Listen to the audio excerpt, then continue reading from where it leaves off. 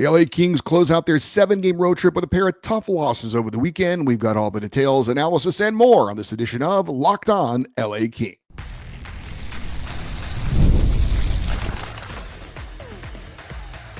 You are Locked On Kings, your daily podcast on the Los Angeles Kings.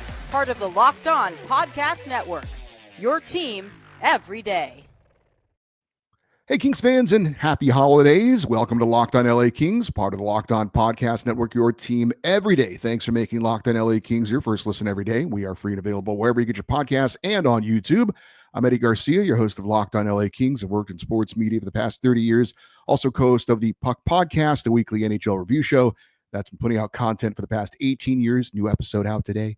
And a passionate LA Kings fan for over 30 years. You can enjoy the NFL season with a big return on FanDuel. New customers can place a $5 bet and you'll get started with $150 in bonus bets if you win your first $5 bet. Visit FanDuel.com to get started. Well, the LA Kings wrapped up their East Coast road trip with a pair of games on Saturday and Sunday, games 33 and 34 of the NHL season, and games 6 and 7 of this 7-game road trip. This is the first time this season the Kings have played back-to-back games on a Saturday and Sunday, but not the last time.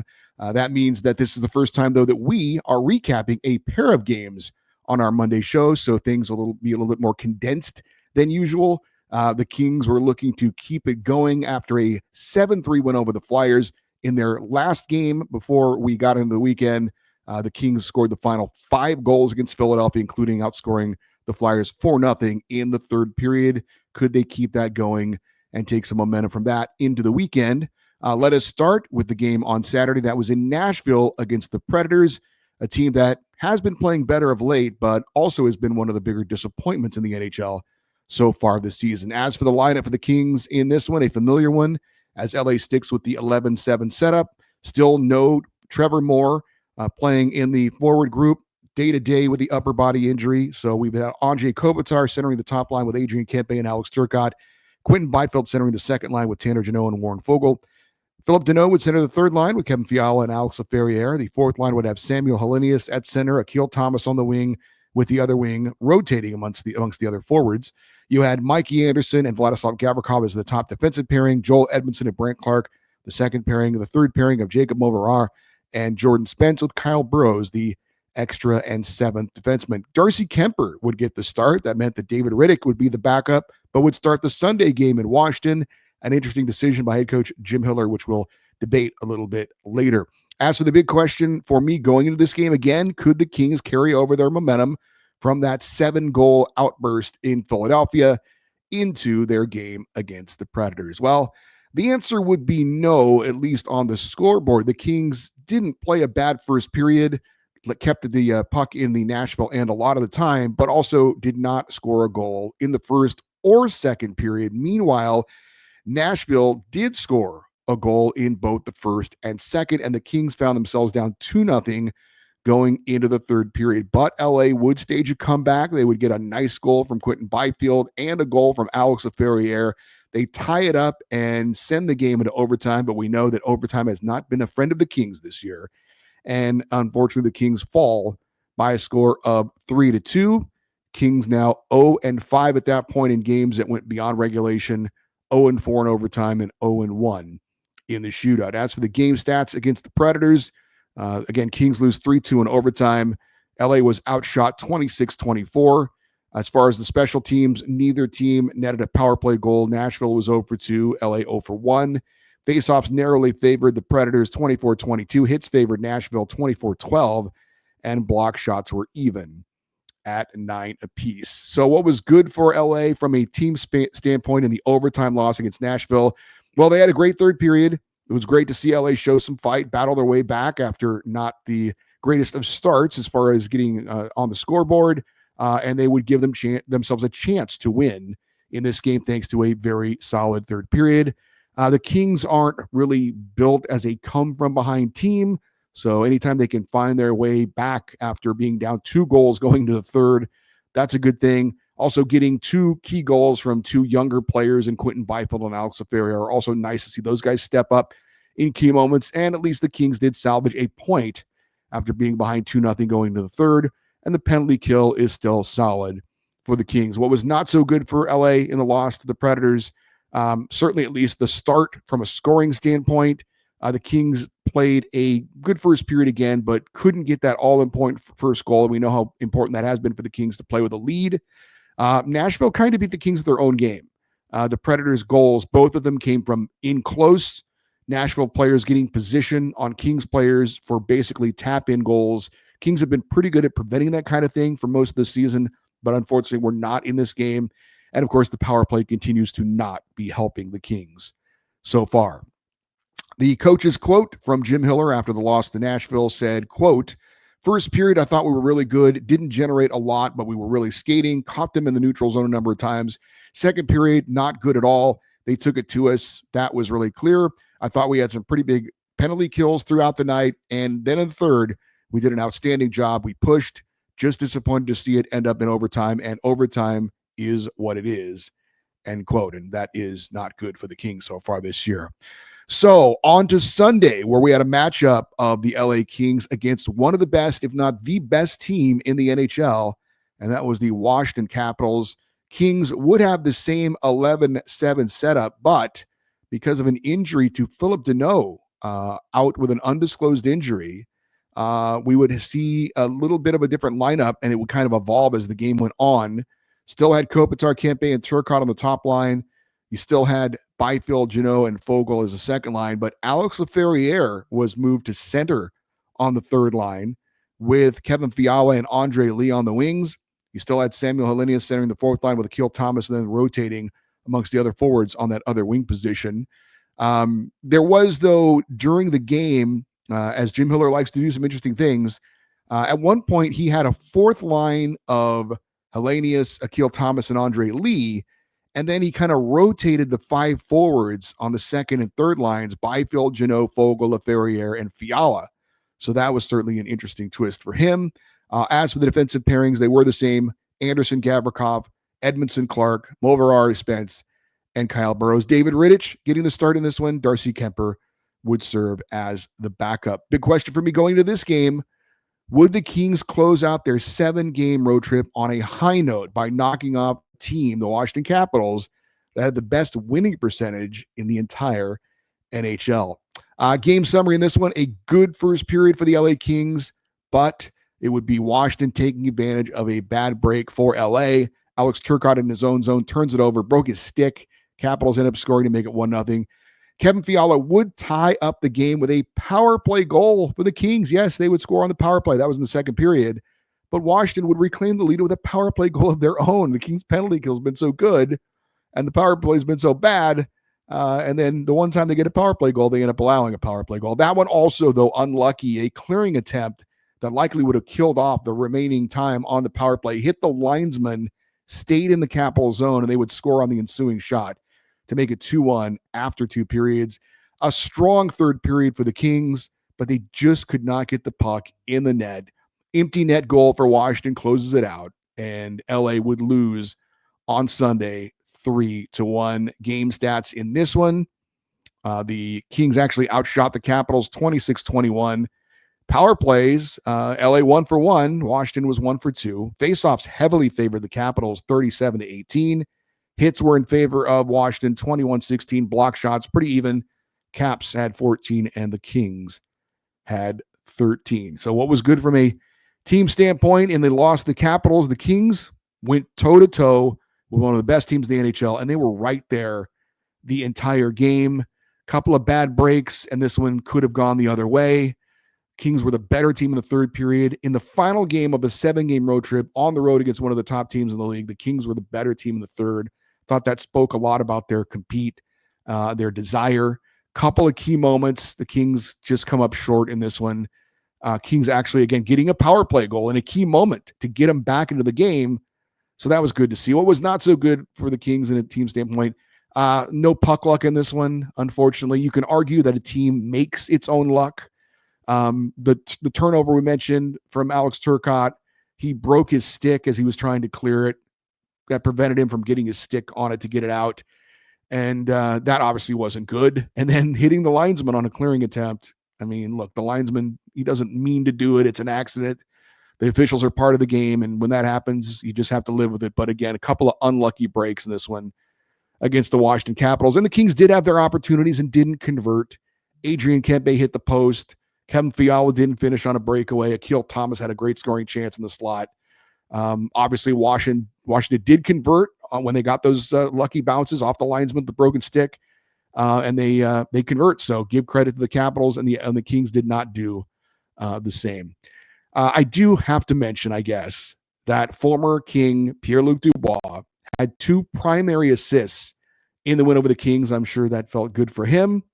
Pierre-Luc Dubois is projected to have 62 points on the season for the Washington Capitals, and that would be on par with his career highs. So he has not been spectacular for the Capitals, but I think that they are happy with what he has given them so far. So perhaps he just wasn't a good fit in LA. Maybe the high expectations and the scrutiny on him to kind of come in and be the difference maker, the thing that kind of gets the Kings over the top, was too much for him to handle, and he didn't perform well under that kind of scrutiny and pressure. Regardless, I think both teams are happy with the outcomes of the trade. Pierre-Luc Dubois is playing good hockey for the Capitals, and they're obviously having a great season, while Darcy Kuemper is playing very good hockey for the LA Kings, and the enigma that is Pierre-Luc Dubois is obviously not hanging over the Kings anymore. So in the end, good deal for both teams. But on the night, I guess you'd have to give the slight edge to Pierre-Luc Dubois head-to-head against the Kings. As for the coach's quote in this loss to Washington, Jim Miller said, quote, "As proud of a team as I have been through the first part of the season is tonight, because we had some tough luck. We lost some pretty key players. And as I mentioned, I wanted to see how we played tonight. I knew we would play hard, and we answered the bell." End quote. So pretty strong language from a head coach in a game where his team comes up short, but I feel the same way. My big takeaway from the 2 games for the LA Kings, though, good as far as the 2 games, but just not good enough. And we're going to get more into this, but I would feel the same way about this 7-game road trip. Good, but just not good enough. And look, 7-game road trips are certainly a challenge for any team. I think the Kings, for the most part, took on the challenge and overall played some pretty good hockey. They had 2 big-time opponents that they took on. I thought they played well in both games, but again, did not get a win over either of those. So again, just like the road trip, the weekend was good for the Kings, but unfortunately just not good enough. We're going to look at some of the individuals from over the weekend who shined and maybe didn't. That's next here on Locked On LA Kings, your team every day. Hey, PrizePicks is America's #1 daily fantasy app with over 5 million active members and users. All you do is pick more or less on 2 to 6 player stat projections and watch the winnings roll in. PrizePicks is the best way to get in on action on sports in most states, including California. Download the PrizePicks app today and use the code LOCKEDONNHL to get $50 instantly when you play $5. That's code LOCKEDONNHL on PrizePicks to get $50 instantly when you play $5. You don't even need to win to receive the $50 bonus. It's guaranteed. PrizePicks, run your game.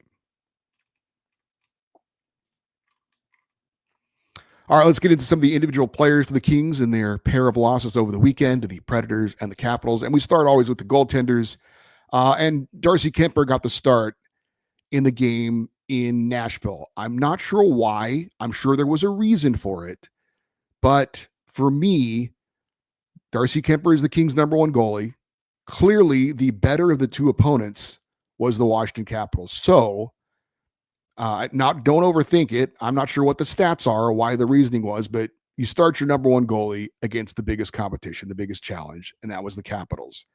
And you start David Rittich, your #2 goalie, against the lesser of the 2 teams, and that was the Nashville Predators. Also, I have to believe that Darcy Kuemper would have really, like we saw Pierre-Luc Dubois going up against the Kings, had a couple of assists. I'm sure that felt good for him. I'm sure Darcy Kuemper would have loved to have tried to stick it to his old team, the team that benched him last season, ended up trading him away.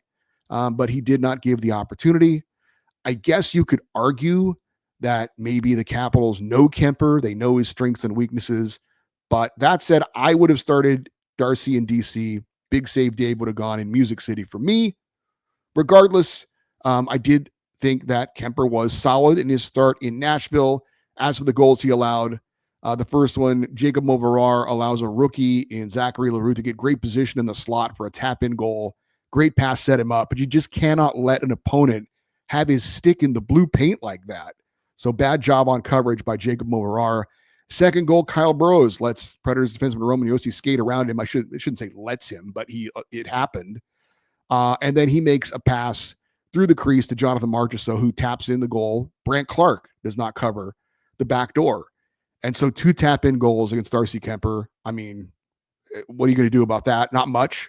So those aren't on him. As far as the game-winning goal, maybe a precursor to the bad luck in the Washington game, Vladislav Gavrikov loses his stick for just a second in the corner. It takes just a second and a half or two to pick it up and try and get back in the play.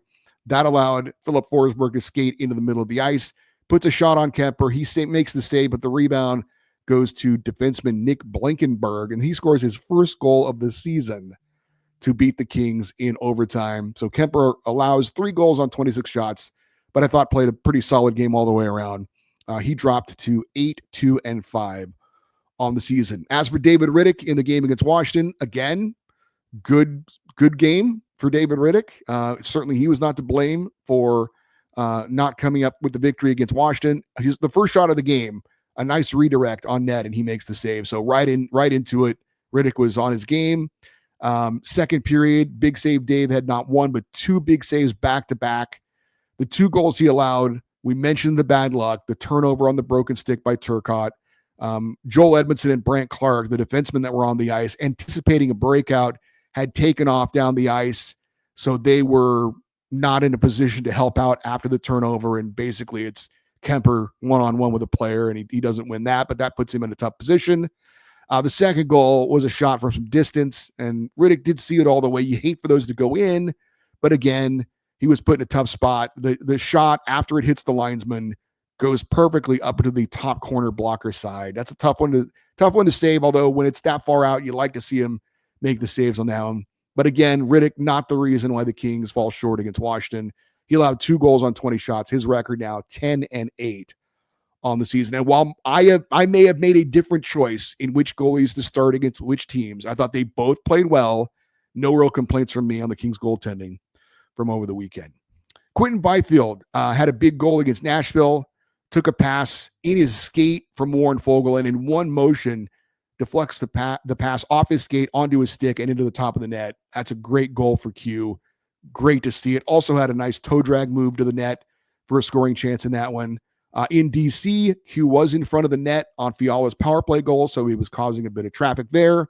And I just thought the last 2 games for Byfield, I thought he looked a lot more confident.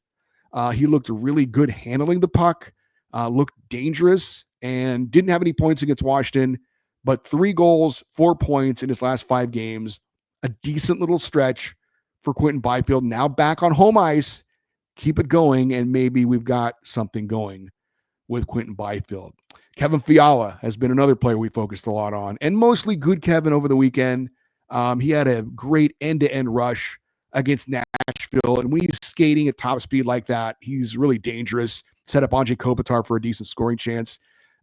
He had the lone goal against the Capitals on the power play. Nice little give and go with Kempe as he one-times it into the net. He continues to look more confident of late, more dangerous, more active. He did have the delay of game penalty, tossed the puck into the seats. That allowed Washington to get the power play opportunity, and they did score after it hit the linesman and didn't get cleared out. So you got to give him blame for that. But overall, Fiala, 3 goals in his last 3 games. On the season now, 13 goals and 21 points. 13 goals, tied for second on the team with Alex Laferriere. He gets a goal, had a team-high 5 shots on goal in the game against Nashville. On that goal, Laferriere going to the net, gets the rebound, puts it in to tie up the game, and gives the Kings a chance to at least get a point out of that one. Laferriere now with 13 goals, tied with Kevin Fiala for second on the team, to go along with Laferriere's 25 points, third on the team, and both of those are now career highs for Alex Laferriere already before we even get to 2025. He had 12 goals and 23 points last year, his rookie year. Again, 13 goals and 25 points so far as Alex Laferriere continues to impress, as does Alex Turcotte. He did nothing over the weekend for me to change my feelings that he needs to stay on the top line with Anze Kopitar and Adrian Kempe once Trevor Moore comes back. I think that's going to happen. I love his energy. Bad luck on the turnover. That was unfortunate. I'm sure he feels bad about that, but throughout the weekend, continued to do what he's done since he's been promoted to the top line, and really what he's done all season. Show energy, show speed, show skill, be involved.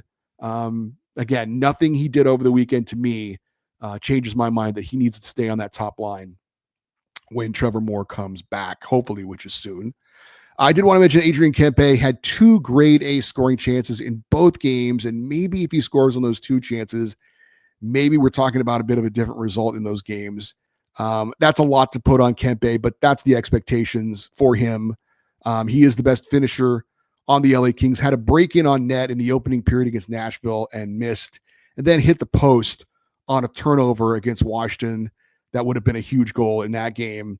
Juice has been really, really good of late, but unfortunately, over the weekend, a couple of big scoring opportunities that he did not convert on, unfortunately, for the LA Kings. So how did the Kings grade out in this 7-game road trip, and what was the result? Where are the Kings in the standings now? We'll talk about that next here on Locked On LA Kings, your team every day. Hey, get ready to tackle the NFL season with FanDuel, America's #1 sportsbook, because right now new customers can bet $5 and get $150 in bonus bets if you win. The FanDuel Sportsbook app gives you everything you need to place live bets on the NFL all in one place. So when you get a hunch in the middle of a game, you can check out the latest stats, view live play-by-play, and so much more on the same page where you place your bets. We are coming down to it in the NFL season. Playoff positioning, we're getting teams clinching playoff spots, being eliminated out of the postseason, and things are just getting better here in the last couple of weeks of the NFL season. Be a part of it. Visit FanDuel.com and join today. You'll get started with $150 in bonus bets if you win your first $5 bet. That's FanDuel.com. Never waste a hunch and make every moment more with FanDuel, the official sportsbook partner of the NFL.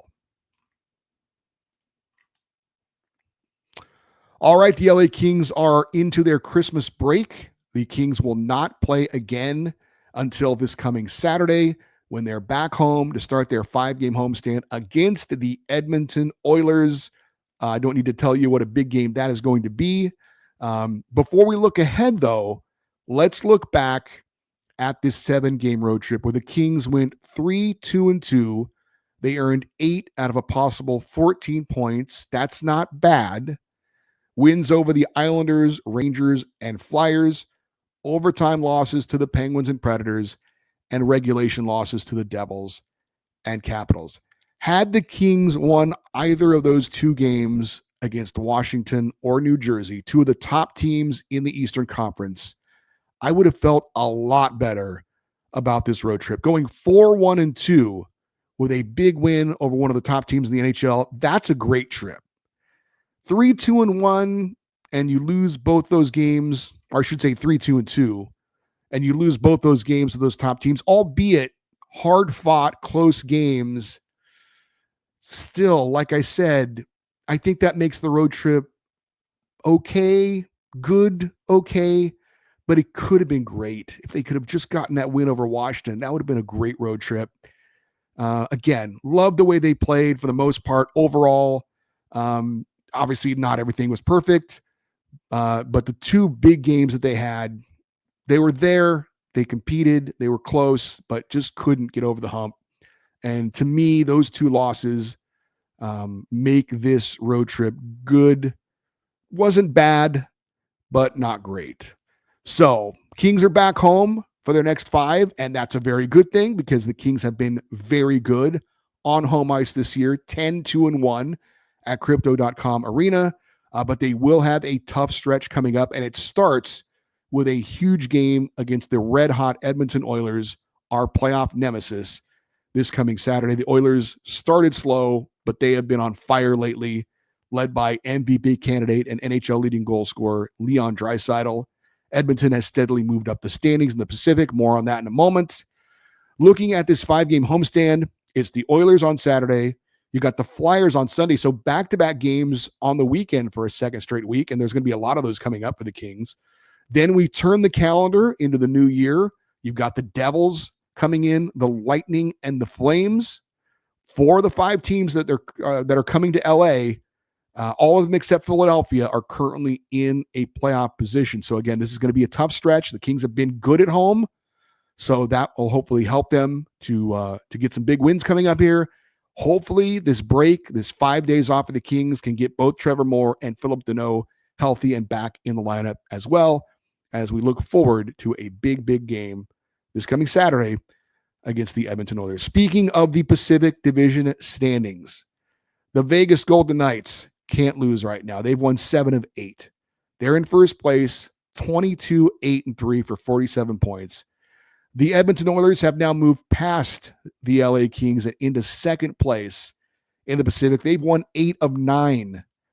They're 12-11-2 for 44 points, 1 point better than the LA Kings. The Kings have gone 8-2-2 in their last 12, and they've dropped in the standings. They've lost ground. That's how hot the Oilers and Golden Knights are. Through pretty much no fault of their own, the Kings have dropped in the standings, which is rough. But again, it's not because they haven't been playing well. It's because that's how good the Oilers and Golden Knights have been. They've got to cool up at some point, I hope. We'll see. But again, so Oilers Kings coming up, not only a big game because of the history between the two teams, but a big game in the standings right now. The Canucks and Flames are certainly hanging in there. They both have 39 points. I don't really see Calgary competing for a playoff spot. They may stick around. We'll see. They got a good young goalie in Dustin Wolf. The Canucks, though, are a team, if you've been following the NHL, a lot of drama going on in their locker room right now. They've been not a good team on home ice. The natives are restless in Vancouver. But they are a dangerous team. They've got some very skilled players in Quinn Hughes and JT Miller, and Brock Besser, Elias Pettersson, and Thatcher Demko in net now healthy. So the Canucks could be a team to contend with. We shall see, but a lot of drama going on around them. I think the Kraken, the Ducks, and the Sharks, while improved, certainly the Ducks and the Sharks are not pushovers anymore. They're competitive. I just don't see them competing for a spot. So the Kings are in third right now. And I think that's where they're probably going to stay, but hopefully the Oilers and Golden Knights can cool off at some point, because that's ridiculous. All right, a quick rain report to get you updated on from over the weekend, checking the Kings AHL affiliate. Reign beat the Coachella Valley Firebirds not once but twice. On Friday, they beat them on the road 4-1. Francesco Pinelli got his 4th of the year in the first period. It was tied at 1 into the third when Ontario scored 3 straight goals. Charles Udon gets his 11th, and then a pair of goals from Samuel Fagimo, 13 and 14 for him. Phoenix Copley, 32 saves in net in the win. And then on Saturday, the Reign beat the Firebirds, the Seattle Kraken AHL affiliate. Again, this time 4-2 was the final. The Reign fell behind 2-0 in the first period, but then scored 3 unanswered goals in the second. Samuel Fagimo, 15th of the year. Jeff Malott, his 4th. Jacob Doty, his 3rd. And then in the third period, the only goal scored by Ontario is Sean Element, his 7th of the year. Eric Portillo, 28 saves in net in the win. Reign have now won 6 in a row and are 16-8 overall. They've got 2 games coming up this week. Friday in San Diego against the Ducks AHL affiliate, the Gulls. And then Saturday at home once again against the Coachella Valley Firebirds. For you everydayers, those of you that listen and watch Locked on LA Kings every day, we are having shows each and every day this holiday week. Obviously, with the Kings off until Friday, we've got time to get into a few different things. But on Tuesday, we're going to have a special guest. His name is Keith Freeze. He's a Kings fan, YouTube content creator, and now a contributor to the hockey news covering the LA Kings. So excited to have a new guest join us on the show. Wednesday, we're going to do a Kings prospect report. Seemed like a good time to get you updated on everything going on so far this hockey season with the Kings' top prospects in the AHL, college, and junior hockey. Thursday, we're going to look at the entire Kings roster and talk about each player and how they have met expectations or not so far this season. And on Friday, we'll have another Kings fan feedback show, your chance to voice your opinion on our LA Kings. If you want to get an email in for that show, lockedoneddie@gmail.com, the email address, EDDIE. And you can email. You don't have to email for a comment on the show. If you just want to touch base with me, you can do that.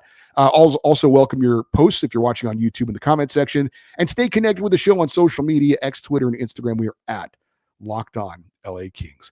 I'm Eddie Garcia. Thanks for listening and watching Locked On LA Kings, part of the Locked On Podcast Network, your team every day. Have a great rest of your day. We'll talk to you tomorrow. And as always, go Kings, go.